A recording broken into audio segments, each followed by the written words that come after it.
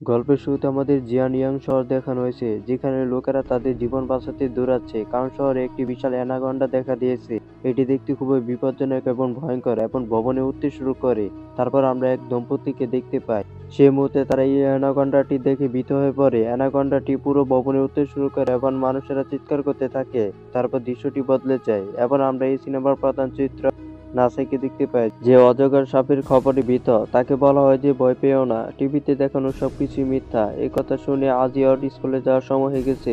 অঞ্জয় তাকে স্কুলে নিয়ে যেতে চায়। তারপর পরবর্তী দৃশ্যে আমাদের শহরের রাস্তার বাজারে দেখানো হয়, যেখানে লোকেরা আনন্দের সাথে তাদের কাজ করছে। তারপর আমরা নীলিকে দেখি, যে তার বাবার সাথে স্কুল যাচ্ছে, যখন অঞ্জয় গ্যাস সিলিন্ডার ডেলিভারি পার্সন হিসেবে কাজ করে। তারপর নীলির ক্লাস টিচার তাকে ডেকে স্কুলে নিয়ে যায়। অঞ্জয় সেখান থেকে কাজে চলে যায়। তারপর আমরা একটি রেস্টুরেন্ট দেখি, যেখানে অঞ্জয় একটি গ্যাস সিলিন্ডার ডেলিভারি করতে যায়। তারপর সে একটি বাল্বের উপরে একটি সাপ দেখতে পায়, যা তার উপর হামাগুড়ি দিচ্ছে। একই সময় আমরা এই রেস্টুরেন্ট মালিকের, যার নাম চুনকে দেখতে পাই, যে লোকদের খাবার পরিবেশন করছে। তারপর আমরা অঞ্জয়কে দেখতে পাই, যে সাপটিকে দেখছে। যখন সাপটি পড়ে যায়, যা দেখে সে ভয় পেয়ে যায় এবং রেস্টুরেন্ট মালিককে বলে যে এখানে একটি সাপ আছে।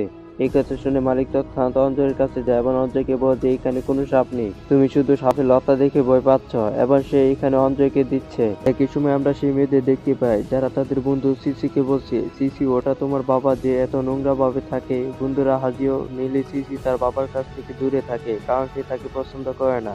তারপর অঞ্জয় সিসিকে দেখে এবং সে তার ফোন দেখতে যায়, যেটিতে একটি গান বাজছে। এটি দেখে সিসি সমস্ত বন্ধুরা হাসতে শুরু করে। এটা দেখে সিসি খুব রেগে যায় এবং সবাইকে ছেড়ে তার ক্লাসে চলে যায়। সিসি যখন তার ক্লাসে যায়, তখন সে দেখতে পায় সবাই তার বাবার জন্য তাকে নিয়ে মজা করছে। তারপর একটি ছেলে সিসির সামনে একটি সাপ ছুঁড়ে দেয়, যা তাকে ভয় পাইয়ে দেয়। ঠিক সেই মুহূর্তে একটি ছেলে বলে, তুমি ঠিক তোমার বাবার মতনই ভয় পাও। এই কথা শুনে সিসি তাকে আঘাত করে। তারপর আমরা ক্লাসরুমের দরজার কাছে একটি বিশাল অজগর সাপ দেখতে পাই। ঠিক সেই মুহূর্তে অজগরটি ক্লাসের একটি মেয়েকে খায়। এটি থেকে সমস্ত বাচ্চারা ভয় পেয়ে যায় এবং তাদের জীবন বাঁচাতে ক্লাসরুম থেকে দৌড়াতে শুরু করে। কিন্তু অজগরটি একে একে সব বাচ্চাদের খেতে শুরু করে। এদিকে হাওয়া খুবই খারাপ হয়। হাজিও একটি ভিডিও রেকর্ড করেছে। এটা থেকে অঞ্জয় এটি দেখতে যায়, কিন্তু রাস্তার নিচ থেকে একটি বিশাল অজগর সাপ বেরিয়ে আসে, যা সকলকে ভয় পাইয়ে দেয়। তারপর অজগরটি রাগে খুব জোরে গর্জন করে এবং লোকেরা তাদের জীবন বাঁচাতে এখান থেকে পালাতে শুরু করে। অনেক পরিস্থিতিতে সে দরজার তালা ভাঙার চেষ্টা করে, কিন্তু তা ভাঙে না। একই সময় একটি অজগর সাপ এখানে আসে এবং সিসিকে দেখে তাকে খেতে যায়। সাপটি খেতে পারছে না। তারপর হানজু এসে অজগরটিকে থামিয়ে দেয়। এটা দেখে নীলি সেখান থেকে বেরিয়ে যায় এবং তারা দুইজনে সেখান থেকে পালিয়ে যায়। তারপর আমরা বাজারে দেখতে পাই, যেখানে একটি বড় অজগর ভবনের উপরে উঠে যাচ্ছে। এখানে আমরা জানতে পারি যে এই শহরে অনেক অজগর এসেছে এবং নিচের লোকেরা তাদের জীবন বাঁচাতে দৌড়াচ্ছে। তারপর আমরা নীলকে দেখতে পাই, যে একটি টিকটিকি দেখতে পাই, যাকে লোকেরা তাদের পা দিয়ে পিষে ফেলছে। এটি দেখে নীলি তার কাছে যায় এবং এটি তার ব্যাগের ভিতরে রাখে। কিন্তু তারপরে একটি অজগর এখানে আসে। অজগরটি দেখে শিক্ষিকা নীলিকে তার বাড়িতে নিয়ে যাওয়ার সময় টিকটিকিকে তাড়া করতে শুরু করে। এটি থেকে সবাই একটি পথের দিকে দৌড়ায়, কিন্তু পথ বন্ধ থাকে। তারপরে একটি অজগর এখানে আসে। এটি থেকে তিনজনে লুকিয়ে পড়ে গাড়ি থেকে নেমে তাদের জীবন বাঁচাতে দৌড়াতে শুরু করে। সে সাপগুলোকে দেখে এবং তাদের সবাইকে বলে, তোমরা কি দেখছো? তোমাদের জীবন বাঁচাতে পালাও। তারা সবাই একটি বাড়ির ভিতরে লুকিয়ে থাকে, যেখানে অন্যরা লুকিয়ে আছে। পরের দৃশ্যে আমরা শহরে ডিবিট নামের এক ব্যবসায়ীকে দেখি। তার একজন লোক তার কাছে এসে বলে, বস, আমরা জানি না সাপগুলো এত বড় কিভাবে হয়েছে। এখন তোমার দোষ যে সাপগুলো মানুষ মেরে ফেলছে। কিন্তু সে আরো বলে, এই সব সাপ এই শহরের মানুষকে তাড়িয়ে দিতে খুব ভালো কাজে লাগবে। এই কথা শুনে গবেষক খুবই খুশি হন এবং চলে যেতে শুরু করেন। এটা থেকে ডিবিট তাকে লক্ষ্য করে গুলি করে মেরে ফেললেন। ডিবিট তার সমস্ত লোকদের বলেন যে যারা সাপের সাথে লড়াই করতে পারবে এমন লোকদের ডাকতে। ডিবিটের সহকারী তার বক্সে জিজ্ঞাসা করে, বস, তাদের ঘরে আটকে থাকা লোকদের কি হবে? ডিবিট তাকে বলে যে যদি তারা চলে যেতে চায়, তাহলে তাদের একটি চুক্তি স্বাক্ষর করতে হবে, যে আমাকে তাদের সম্পত্তি না দেয় সে মারা যাবে। আসলে বন্ধুরা, ডিবিটি এই শহর থেকে মানুষকে তাড়িয়ে দিতে এবং একটি পর্যটন কেন্দ্র তৈরি করতে চায়। এরপরে আমরা বিদ্যা এবং অন্যদের দেখি, যেখানে নীলি তার টিকটিকিকে খাওয়াচ্ছে।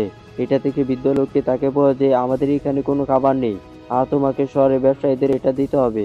তাহলে আমাদের দল তাদের জন্য একটি নতুন বাড়ির ব্যবস্থা করবে এবং তাদের নিরাপত্তা সরিয়ে নেওয়া হবে। একথা শুনে চুন সবাইকে বলে, তোমরা কি সবাই শুনছ? আমরা ছোটবেলা থেকে এখানে বাস করে আসতেছি। আমরা কিভাবে এই জায়গা ছেড়ে যেতে পারি? আমরা চলে যাওয়ার পর ওই কোম্পানি এটিকে একটি পর্যটন কেন্দ্র করতে চায়। আমার মনে হয় এই সাপা তাদেরই পাঠানো। তারপর একজন লোক বলে, আমাদের পুলিশকে ফোন করা উচিত। অঞ্জয় ফোন করতে যায়। এটা দেখে অঞ্জয় সিসিকে নিয়ে যায় এবং তাকে শান্ত করে। এরপর আমরা দেখি ডিবি তার সহকারীর সাথে ঘনিষ্ঠ হচ্ছে। তারপর তারা সবাই সবার দিকে তাকায়, কিন্তু তারপর পাইথন আসে, সবাইকে ভয় দেখায়। সৈন্যরা পাইথনের উপর গুলি চালাতে শুরু করে। এটা দেখে পাইথন সবাইকে মেরে ফেলে। সাপকে কামড়াতে দেখে সবাই দৌড়াতে শুরু করে। তারপর আমরা বৃদ্ধ লোকটিকে এবং অন্যদের আবারও ঘরের ভিতরে দেখি, কিন্তু হামজা নীলকে আনতে পিছনে পড়ে থাকে। ঠিক তখনই একটি পাইথন সাপ আসে। এটা দেখে সবাই দরজা বন্ধ করে দেয়। হামজাকে ভিতরে ঢুকতে দেয় না এবং দরজা খুলতে বলে, কিন্তু বৃদ্ধ লোকটি এবং লিয়ান দরজা খুলে না, যেন তারা দরজা খুলতে পারে না। এটা দেখে সিসি বৃদ্ধ লোককে দরজা খুলতে বলে। লিয়ান তাকে থামায়, কিন্তু ঠিক তখনই একটি অজগর সাপ আসে। এটা দেখে অঞ্জয় নীলকে লুকিয়ে রাখে। ঠিক তখন অজগরটি তার সামনে এসে তাকে ভয় দেখায় এবং আক্রমণ করে। এটা দেখে জি পালিয়ে যায় এবং তাকে আক্রমণ করে, কিন্তু সাপটি আরো শক্তিশালী হয়, লেজ দিয়ে তাকে আঘাত করে তাকে ছিটকে দেয়। ঠিক তখন নীলি তার বাবাকে সাপের সাথে লড়াই করতে দেখে এবং তাদের দিকে দৌড়ে যায়। তৎক্ষণাৎ তার বাবাকে দেখতে পায় এবং নীলি একটি অগ্নি নির্বাপক যন্ত্র দেখায়, যে গাড়িটি সাপের দিকে নিয়ে যায়। তারপর সাপটি গাড়িটি ভেঙে বেরিয়ে আসে এবং হাতির উপর ছেড়ে দেয়, যার ফলে সাপটি কিছুই দেখতে পায় না। এটা দেখে খানজি ও নিনি সে তৎক্ষণাৎ হেলিকপ্টারটি নিয়ে দরজার কাছে যায়। বৃদ্ধ লোকটি দরজা খুলে দেয়, তাদের দুজনকে ভিতরে প্রবেশের অনুমতি দেয়। হানজিও তার দুই সন্তানকে জড়িয়ে ধরে কাঁদতে শুরু করে। তারপর শহরের মাইক্রোফোনে ঘোষণা করা হয় যে তাড়াতাড়ি চুক্তি স্বাক্ষর করো, না হলে সবাইকে মেরে ফেলা হবে। বৃদ্ধ লোকটি সবাইকে বলে যে আমি যে কোম্পানিতে কাজ করতাম তারা আজ আমাদের লোকদের হত্যা করার চেষ্টা করছে। সবাই ভাবছে কিভাবে এখান থেকে বেরিয়ে এখান থেকে তাদের নিয়ে যাওয়া যায়। তারা সবাই খুবই খুশি হয়ে উপরে গিয়ে একটি হেলিকপ্টার দেখে এবং তাদের কাছে ডাকে। বৃদ্ধ লোকটির বন্ধু এটি দেখতে পায় এবং তাদের কাছে আসে। তারপর একটি অজগর সাপ এখানে আসে, যা হেলিকপ্টারটিকে আক্রমণ করে এবং এটি বিধ্বস্ত করে ফেলে।